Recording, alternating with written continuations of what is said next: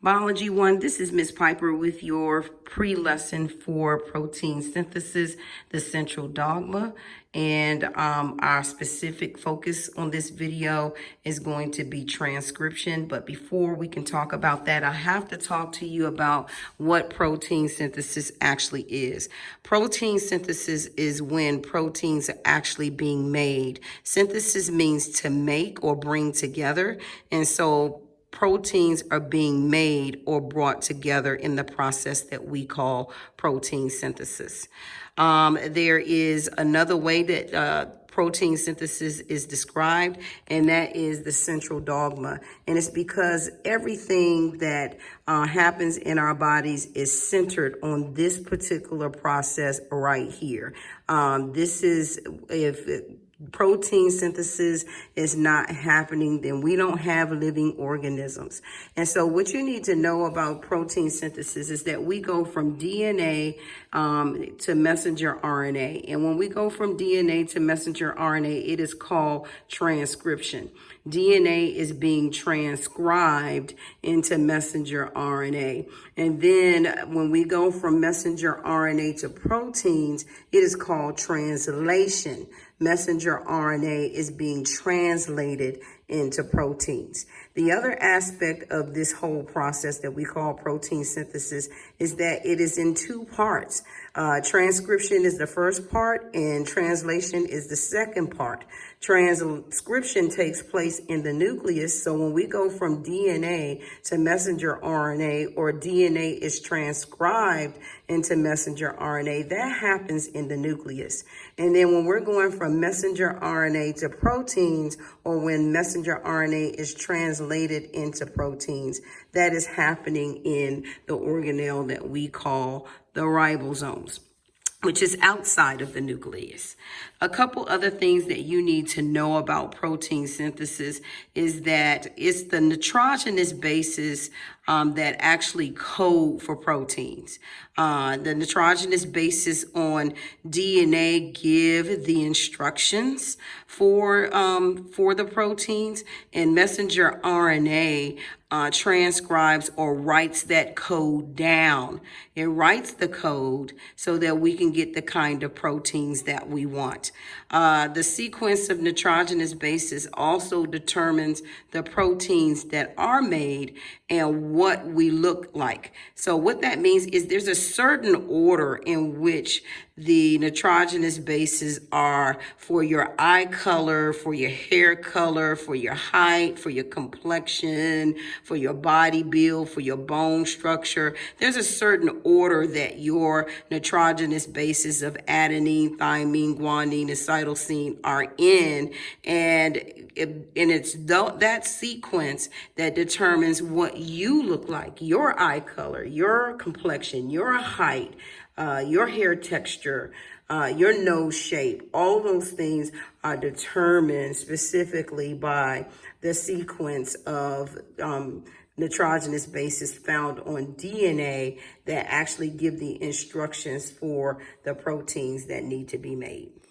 So let's look at the steps in translation. Let's look and see how transcription.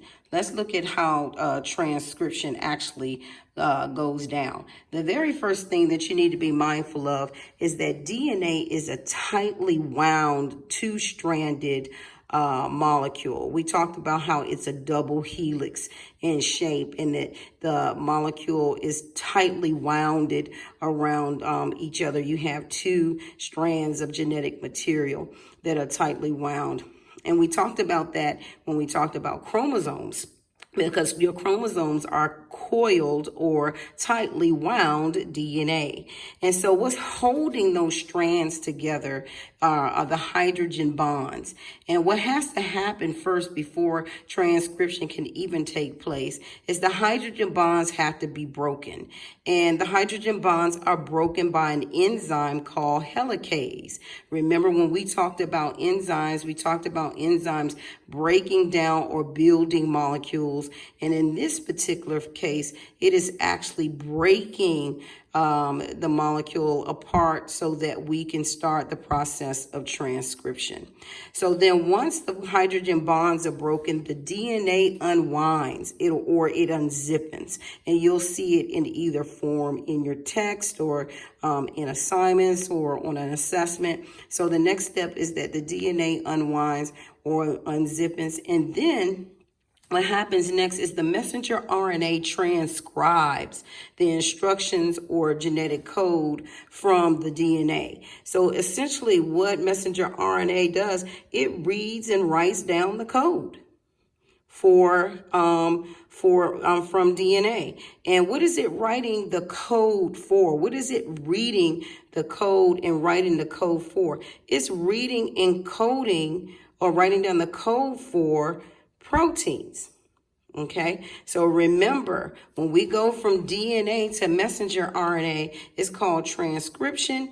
Messenger RNA is writing down the genetic code that is found on DNA. It's writing down the instructions. It's very similar to when we as teachers give you instructions and you write them down.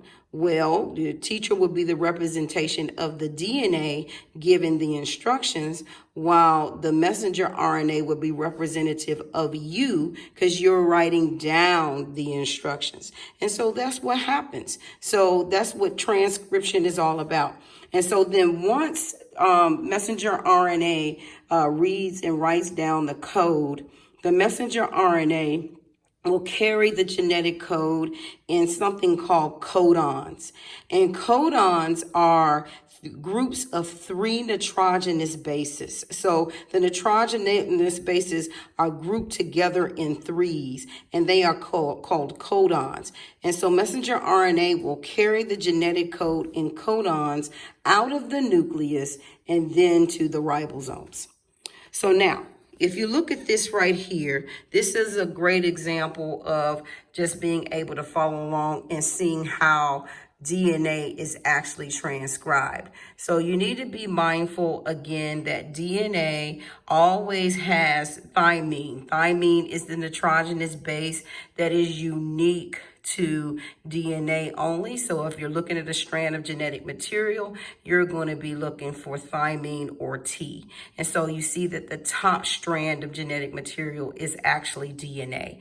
And the lower strand of genetic material is messenger RNA. How do we know that? Because the thymine has been replaced by uracil. So you don't see any thymines or T's in RNA ever. You're always going to be looking for U or uracil. And so what happens in transcription is that when DNA gives the instructions and messenger RNA writes it down in these groups of 3 nitrogenous bases that we call codons. And so usually when messenger RNA is being transcribed, it is usually AUG, the start codon, that is usually formed first or created first, just like you see here. So it's the first codon in this strand of messenger RNA. And you can also see that the codons are complementary to the genetic code found on the DNA strand. So you can see that A is complementary to T.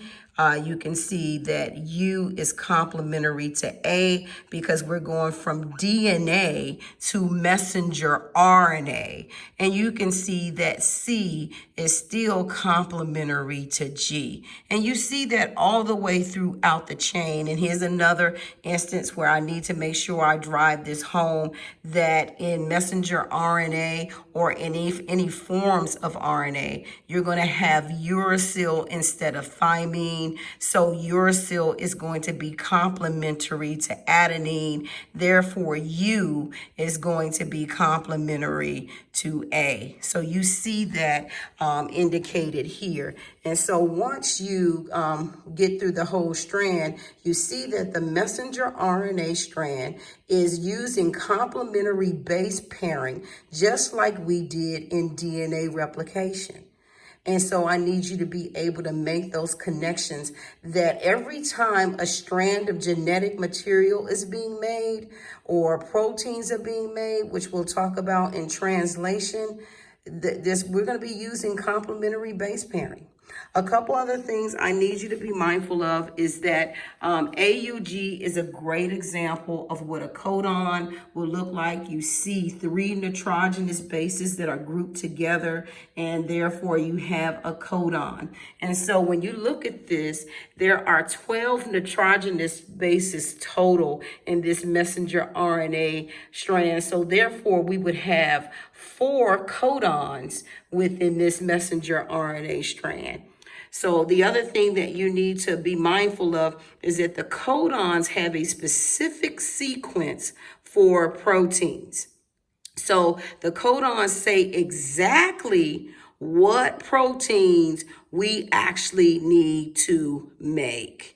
And that's because the instructions came exactly from DNA. And DNA said that these are the codons that we need for this particular protein. Transcription always takes place in the nucleus. So just like DNA replication,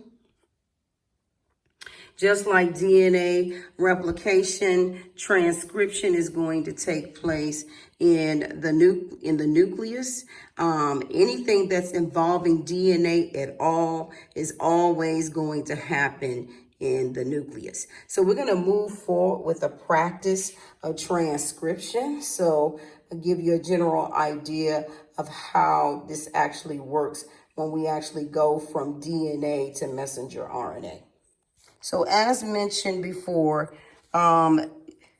the messenger RNA strand is always going to be complementary to the DNA strand.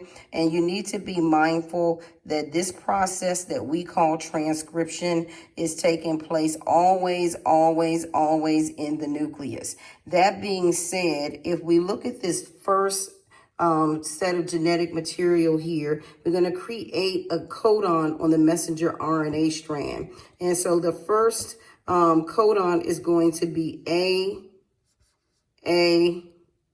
G. And the reason that is because T is complementary to A, T is complementary to A, and C is complementary to G. We have the same thing here. So we have a G, so this is going to be C. We have an A, so here's an instance where we're going from DNA to RNA. And so this A is going to be complementary now to U. So when we're forming a messenger RNA strand, A is always going to be complementary to U or uracil. We have T here, so this is going to be A. We have a T here, so this is going to be A. And here we go again with an A, and this is an A within a strand of DNA, and we're transcribing to messenger RNA, so this A is going to be complementary to U. And so then we have G here, so we're going to have a C. And again, here's another instance where A is found in the DNA strand. And so therefore, in the messenger RNA strand, we're going to have U. This T is going to be complementary to A. This G is going to be complementary to C. This C is going to be complementary to G. This C is going to be complementary to G. And this G is going to be complementary to C. And so you see how this process works. And as you can see, we have 3 nitrogenous bases that are grouped together to form the actual codon. So we have 3 nitrogenous bases that form together to make the codon. And the codon is made up of 3 nitrogenous bases. Okay, so that being said, this wraps up our lesson on protein synthesis part 1 as it relates to transcription. Just by way of reminder that transcription is the very first part of protein synthesis. We will cover translation in another video.